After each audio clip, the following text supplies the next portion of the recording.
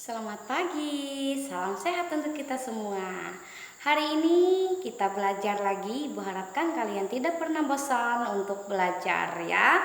Hari ini kita yaitu hari Kamis, tanggal 26 Februari 2021. Kita yaitu masuk tema 6, subtema 3, pembelajaran 1 dan 2. Mata pelajaran kita pada pagi hari ini adalah Bahasa Indonesia dan PPKN ya. Tolong perhatikan dengan baik. Silakan anak-anak kalian buka buku kalian halaman 107. Ya. Di situ ada teks ya, ada teks tentang olahraga pagi. Pada hari Minggu yang cerah, Lani dan keluarganya berolahraga pagi. Udara sejuk pada pagi hari. Matahari bersinar cerah dan semua bergembira. Mereka lari pagi mengelilingi taman perumahan. Tampak bunga-bunga sedang bermekaran di taman. Kita balik ke halaman 108. Ada bunga mawar, bunga sepatu, bunga melati, dan banyak lagi.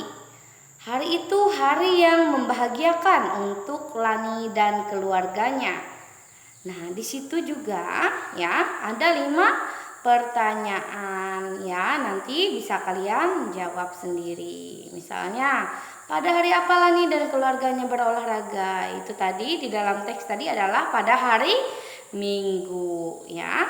Nah, nanti juga anak-anak tugas kalian adalah menuliskan bacaan tadi, kalimat bacaan tadi ke halaman 109, yaitu menggunakan huruf tegak bersambung.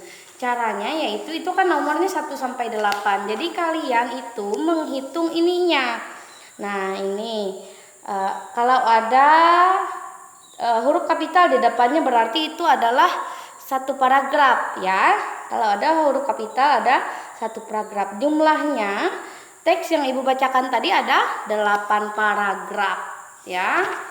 Nah, di sini juga anak-anak itu nanti kalian akan menggunakan huruf tegak bersambungnya, menulisnya yang di halaman 109. Bisa kalian lihat di halaman 110. Ya, halaman 110 itu tugasnya yaitu kita menandai kesalahan, ejaan, dan tanda baca pada teks berikut. Di sini ada teks ya, tetapi teksnya juga ibu tuliskan di papan tulis ya. Jadi kita ini yaitu menandai huruf-huruf yang masih salah pada bacaannya. Masih ada yang menggunakan, misalkan menggunakan huruf kecil. Jadi kita perbaiki bersama. Lihat di papan tulis. Lani suka bercocok tanam. Huruf pada awal kalimatnya sudah benar menggunakan huruf kapital ya, berhubung juga ini nama orang. Tetapi kemarin sudah dijelaskan ya, untuk mengakhiri kalimat itu harus menggunakan tanda titik. Berarti Lani suka bercocok tanam. Tanda titik di sini ya. Nah, kita lanjutkan. Lani menanam banyak tanaman di halaman rumahnya. Nah, bisa kita lihat kesalahan pada paragraf kedua ini, yaitu ini ya. L-nya ini masih menggunakan huruf kecil. Berarti ini harus kita rubah ya. Harus menggunakan huruf kapital. Lalu ini sudah benar, yaitu sudah menggunakan tanda titik di akhir kalimat. Nah, kita lihat paragraf ketiga. Setiap hari Lani menyiram tanaman-tanaman tersebut. Nah, ini setiap hari ini Lani ini menyiram tanaman-tanaman tersebut. Ini L-nya menggunakan huruf kecil. Jadi nanti pada saat kalian menulis dengan benar ya, kalian harus menggunakan huruf kapital. Dan di akhir kalimat juga harus menggunakan tanda titik ya. Nah, lalu tanaman Lani tumbuh dengan subur ya. Kita lihat ini paragrafnya. Ini masih salah karena menggunakan huruf kecil. Jadi kita harus rubah nanti pada saat perbaikannya. Nanti kalian harus menggunakan huruf kapital pada awal kalimat dan nama orang.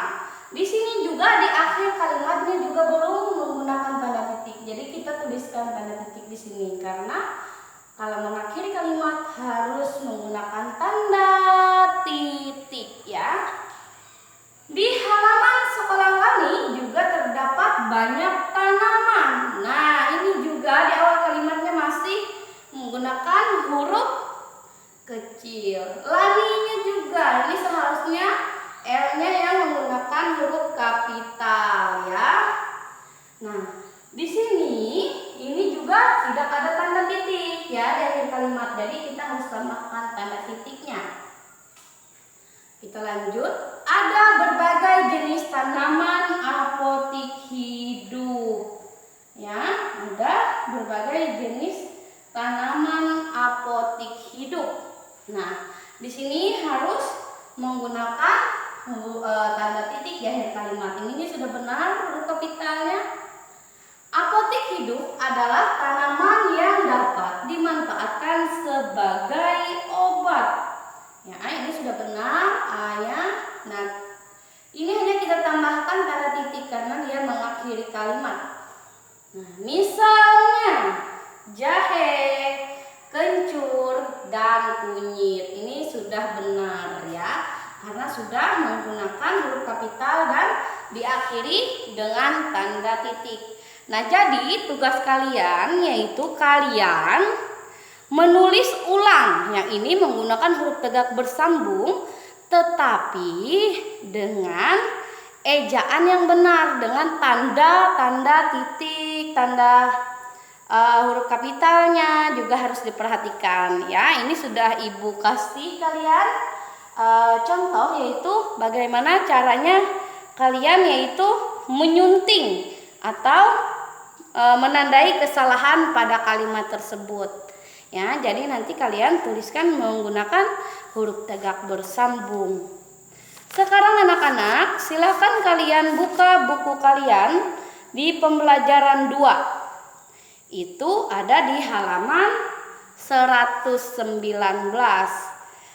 Nah, ini anak-anak di halaman 119 ini yaitu berbicara tentang peraturan. Ya, tentang peraturan ketika bermain di sekolah, peraturan ketika jam istirahat di sekolah ya.